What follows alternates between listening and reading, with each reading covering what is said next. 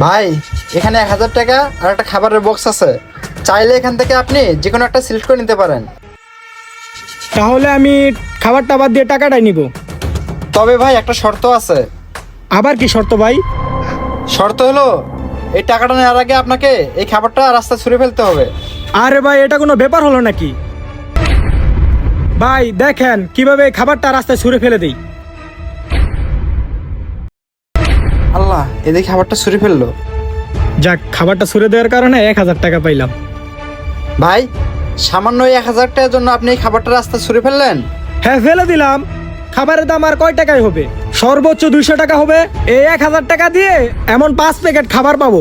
আচ্ছা ঠিক আছে ভাই। ভালোই হলো, খাবারটা ফেলে দিয়ে 1000 টাকা পাইলাম। এখন ব্যাগ থেকে আরেকটা খাবারের প্যাকেট বের করে নিয়ে আরেকটা লোকের পরীক্ষা নেই।